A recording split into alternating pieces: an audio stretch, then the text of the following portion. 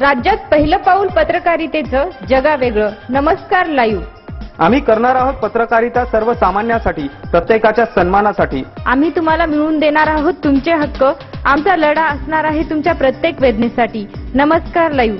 WhatsApp, Facebook, Twitter, email यांच्या माध्यमातून तुम्हाला मिळणार आहे जगाची खबरबात. नमस्कार लाईव्ह, बातमी तुमच्या जवळ.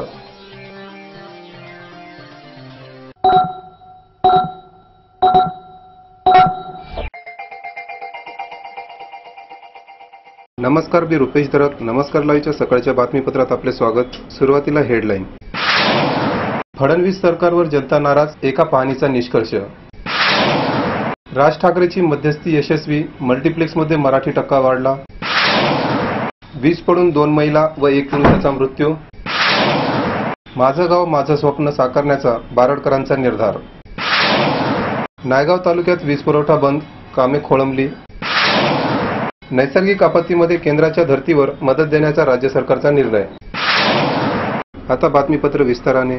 राज्यातील जनतेला अच्छे दिन आणण्याचे आश्वासन देणारे फडणवीस सरकार पहिल्या 6 महिन्यातच जनतेच्या नजरेतून उतरले आहे. सरकारने मतदारांना दिलेली आश्वासने पूर्ण करण्याच्या दृष्टीने सरकार काय करीत आहेत याबाबत एका मराठी वृत्तवाहिनीने ऑनलाईन पाहणी केली. गेल्या 6 महिन्यात राज्याला चांगले दिवस आणण्यात आणि महागाईवर नियंत्रण ठेवण्यात सरकार अपयशी ठरले. हे सरकार शेतकरी विरोधी असून फडणवीस सरकारमध्ये शिवसेनेच्या सर्व मंत्र्यांची कामगिरी सुमार असल्याचे स्पष्ट झाले. सत्तेत येण्यापूर्वी फडणवीस यांनी मतदारांना जी आश्वासने दिली त्या दृष्टीने सरकार पावले टाकत आहे का, सरकारची वाटचाल कशी सुरू आहे याबाबत सोमवारी दुपारी 12 ते रात्री 7:30 पर्यंत जनतेला प्रश्न विचारले होते. यापैकी अनेक प्रश्नांना लोकांनी नकार दर्शविला आहे. देवेंद्र सरकारमुळे महाराष्ट्रातले चांगले दिवस आले नाहीत असे काही लोकांचे मत आहे, तर महागाईवर नियंत्रण आणण्यात सरकारला स्पेशल अपयश आल्याचे मत काही लोकांनी नोंदवले आहे. राज्य सरकारचे शेतकऱ्यांच्या प्रश्नाकडे अजिबात लक्ष नसल्याचे वाटते. राज्यातील टोलचा प्रश्न अजिबात सुटला नसल्याने तसेच भाजपा शिवसेना नांदत नसल्याचे सर्वाधिक म्हणजे 90% लोकांचे मत आहे. राज्य सरकारला गुन्हेगारीला आळा घालण्यात पूर्णतः अपयशी ठरल्याचेही लोकांना वाटत आहे. तर दुसरीकडे शिवसेना भाजपाने एकत्र राहावे, युती सरकारमुळे मराठी सिनेमाला चांगले दिवस आले असे काही लोकांनाच वाटत आहे. विशेष म्हणजे फडणवीस सरकारमधील मुख्यमंत्री सोडले तर शिवसेनेचा एकही मंत्री सर्वोत्तम नसल्याचे लोकांचे मत आहे.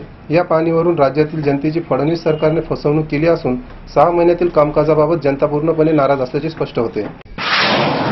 मल्टिप्लेक्सचे मालक आणि मराठी चित्रपट निर्मात्यामध्ये रेव्हेन्यू शेअरिंग बाबत जो वाद सुरू होता यावर तोडगा काढण्यासाठी मनसे अध्यक्ष राज ठाकरे यांनी निर्माते आणि मल्टिप्लेक्स मालक यांची बैठक बोलावली. यामध्ये दोन्ही बाजूंचे बोलणे ऐकून सुवर्ण मध्य काढण्यात आला. यापूर्वी मल्टिप्लेक्स कडून निर्मात्यांना पहिल्या आठवड्यात 45%, दुसऱ्या आठवड्यात 40%, तिसऱ्या आठवड्यात 35% आणि चौथ्या आठवड्यात 30% उत्पन्न लाभांश मिळायचा. मात्र आता सिनेमॅक्स, बिग सिनेमा, पीव्हीआर आणि सिनेपोलिस या मल्टिप्लेक्स कडून पहिल्या आठवड्यात 45%, दुसऱ्या आठवड्यात 45%, तिसऱ्या आठवड्यात 35% आणि चौथ्या आठवड्यात 30% उत्पन्न लाभांश निर्मात्यांना मिळेल. सोबतच या 4 समूहाच्या मल्टिप्लेक्समध्ये चित्रपटाचे एकूण उत्पन्न 9 कोटीच्या वर गेले तर पहिल्या आठवड्याचे जेवढे उत्पन्न असतील त्याच्या 2.5% बोनस म्हणून दिले जातील. या निर्णयाबाबत सर्वच निर्मात्यांनी आनंद व्यक्त केलाय. विशेष म्हणजे अलीकडेच रिलीज झालेल्या टाइमपास 2 सिनेमाला मल्टिप्लेक्समध्ये देण्यात येणाऱ्या उत्पन्न टक्क्यावरून वाद निर्माण झाला होता. हिंदी सिनेमांना पहिल्या आठवड्यात उत्पन्नाचे 55%, दक्षिणात्य सिनेमांना 50% मिळत असताना मराठी टाइमपास 2 ला 45% का, असा प्रश्न निर्मात्यांनी उपस्थित केला होता. पण मल्टिप्लेक्स चालकांनी आपली आडमोठी भूमिका कायम ठेवली होती. अखेर माध्यमांनी मराठी सिनेमासाठी बाजू लावून धरल्यानंतर मल्टिप्लेक्स चालकांनी माघार घेऊन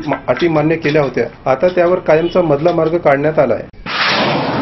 काल झालेल्या वादळी पावसात एक 65 वर्षीय महिला वीज अंगावर पडून मरण पावली तर 2 महिलांचा मृत्यू वीज कंपनीच्या गलथानपणामुळे झाला. तसेच एक 35 वर्षीय माणसाने विषारी औषध पिऊन आत्महत्या केल्याचा प्रकार घडला आहे. काल झालेल्या वादळी पावसात लक्ष्मीबाई गुलाबराव सूर्यवंशी वय 65 या महिला आपल्या शेतात सुनेसह कापूस वेचण्यासाठी गेल्या असताना अचानक वादळ, वारा, गारा आणि विजेच्या कडकडाटासह पाऊस सुरू झाला. कडकडाटलेली वीज लक्ष्मीबाईच्या अंगावर पडली आणि त्यांचा मृत्यू झाला. हा प्रकार आमगव्हाण तालुका हदगाव येथे 4 मे रोजी सायंकाळी 5 वाजता घडला. या प्रकरणाची खबर नामदेव गुलाबराव सूर्यवंशी यांनी दिल्यानंतर हदगाव पोलिसांनी अकस्मात मृत्यू दाखल केला असून पोलीस हवालदार जाफरी अधिक तपास करीत आहेत. वीज वितरण कंपनीच्या गलथानपणामुळे कुराळा तालुका कंधार गावात वर्षा विजय ढवळे या महिला कपडे धुवून अंगणातील तारेवर कपडे वाळू घालत असताना त्या तारामध्ये वीज प्रवाह आला आणि त्यांचा झटका लागून त्यांचा मृत्यू झाल्याची खबर पांडुरंग व्यंकट ढवळे यांनी दिल्यानंतर कंधार पोलिसांनी अकस्मात मृत्यू दाखल केला असून पुढील पोलीस उपनिरीक्षक संदीप दुनगू करीत आहेत. वेळ झाली आहे छोट्याशा विश्रांतीची. आपण ऐकत राहा नमस्कार लाईव्हचं बातमीपत्र.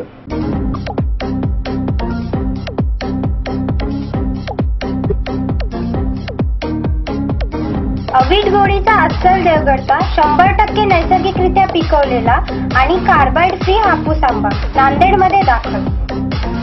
यासाठी आजच संपर्क करा आणि आपली ऑर्डर बुक करा. त्याचसोबत फ्री होम डिलिव्हरी उपलब्ध. मिळण्याचे ठिकाण flower and flowers shop number G2 centre point Shivajinagar Nanded. दूरध्वनी क्रमांक 024 62 24 56 56 94 23 78 54 56 73 50 62 56 56. आंब्याची ही जाहिरात आपल्या मोबाईलमध्ये दाखवा आणि आकर्षक डिस्काउंट मिळवा. तसेच ज्या दिवशीची जाहिरात त्याच दिवशी डिस्काउंट मिळेल. शुभेच्छा पाठवा सुंदर बुकेसह. संपूर्ण भारतात आणि 190 देशात कुठेही बुके पाठवण्याची सोय फक्त फ्लॉवर अँड फ्लॉवर्सवर. Bouquet, stage decoration, room decoration आणि कार डेकोरेशनचे सृजनशील नाव flower and flowers, centre point Shivajinagar Nanded. संपर्क 73 50 62 56 56. प्रत्येक समारंभाची रंगत वाढवतात ती फुलं आणि फुलाची रंगत वाढवतात flower and flowers. Wooden, ceramic आणि ग्लास फ्लॉवर पॉटसाठी तसेच स्टेज डेकोरेशन, रूम डेकोरेशन आणि कार डेकोरेशनसाठी संपर्क करा. Flower and flowers, Shivajinagar Nanded. संपर्क 73 50 62 56 56. विश्रांतीनंतर पुन्हा एकदा स्वागत. माझं गाव माझं स्वप्न साकारण्याचा बारडकरांचा निर्धार. बहुजन महामानव युवा मंचच्या वतीने बारड येथे महापुरुषांची सामूहिक जयंती साजरी करण्यात आली असून माझं गाव माझं स्वप्न प्रेरणादायी उपक्रम राबवून विविध क्षेत्रात कर्तृत्वाचा वेगळा ठसा उमटवणाऱ्या व्यक्तींचा जीवनगौरव पुरस्कार देऊन सन्मान करण्यात आला. प्रारंभी बहुजनांचा राजा छत्रपती शिवराय, राष्ट्रपती ज्योतिबा फुले, विश्वभूषण डॉक्टर बाबासाहेब आंबेडकर, जगज्योती महात्मा बसवेश्वर, अण्णाभाऊ साठे आदी महामानवांच्या प्रतिमेचे सामूहिक पूजन करण्यात आले. माझं गाव माझं स्वप्न या अभिनव उपक्रमाचे डॉक्टर रेखा चव्हाण यांच्या हस्ते उद्घाटन करण्यात आले.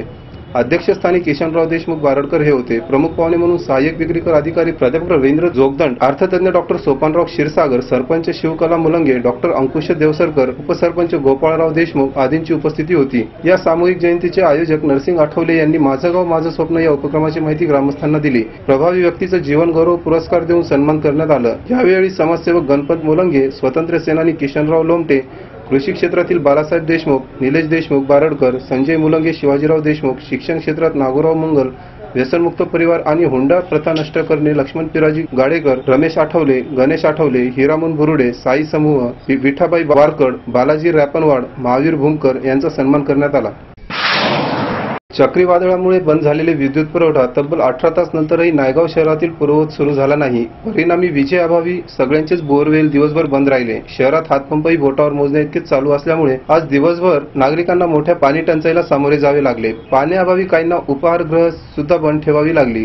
गुरुवारच्या मध्यरात्री अचानक झालेल्या चक्रीवादळाने नागरिकांचं जनजीवन विस्कळीत करून टाकले. घरांची पडझड झाली, टीमपत्रे उडून गेली, माणसे व जनावरे जखमी झाली, असंख्य झाडे उन्मळून पडली. त्याचबरोबर चक्रीवादळाच्या तडाख्याने विजेचे खांबे मोडून वाकून जागोजागी विजेच्या तारा तुटल्यामुळे रात्री 1 वाजता बंद पडलेला विद्युत पुरवठा शुक्रवारी दिवसभर व रात्री नायगाव व वसंतनगर, व्यंकटेशनगर, जांभळेनगर, बेळगेनगर, सुंदरनगर, पानसरेनगर, महात्मा फुले कॉलनी आदी भागात नळाद्वारे पाणी पुरवठा केला जातो. उर्वरित इतर भागात ग्रामपंचायतीचे व खाजगी बोरवेल आहेत, त्याद्वारे नागरिकांना पिण्याच्या पाण्याचा पुरवठा होतो.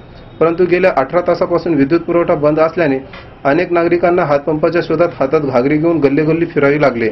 मात्र शहरातील बहुतेक भागातील नागरिक विंधन विहिरीचे पाणी वापरत असल्यामुळे एरवी कोणी हातपंपाची साधी कोणी आठवणही काढत नाही. परंतु विजेवर चालणारे उपकरण विजेअभावी बंद पडल्यामुळे नागरिकांना हातपंपाचा शोध घ्यावा लागला. 20,000च्या जवळपास सध्या शहराची लोकसंख्या आहे. तुलनेत हातपंपांची संख्या फारच कमी असल्यामुळे नागरिकांना पुरेसे पाणी मिळू शकले नाही. सध्या लग्न सराईचे दिवस असल्यामुळे बाहेरगावच्या मंडळींचा बाजारासाठी मोठा ओघ असतो. परंतु शहरातील उपग्रह मालकाकडे पाणीच नसल्यामुळे त्यांनी काहींना उपग्रह बंद ठेवावी लागली. शेवटी पुन्हा हेडलाईन.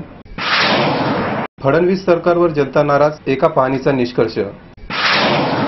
राज ठाकरेची मध्यस्थी यशस्वी, मल्टिप्लेक्समध्ये मराठी टक्का वाढला. वीज पडून 2 महिला व 1 पुरुषाचा मृत्यू. माझं गाव माझं स्वप्न साकारण्याचा बारडकरांचा निर्धार. नायगाव तालुक्यात वीज पुरवठा बंद, कामे खोळंबली. नैसर्गिक आपत्तीमध्ये केंद्राच्या धर्तीवर मदत देण्याचा राज्य सरकारचा निर्णय. आणि याचबरोबर नमस्कार लाईव्हचे बातमीपत्र संपलं. तोपर्यंत नमस्कार. जग आता जवळ आले. जवळ म्हणजे किती? अगदी तुमच्या मुठ्ठीमध्ये. तुम्हाला माहित नसतं की तुमच्या आजूबाजूला घडते काय, पण मी सुदेशना धुतमल सांगणार आहे तुम्हाला आजूबाजूच्या ताज्या घडामोडी. नमस्कार लाईव्ह बातमी तुमच्याजवळ.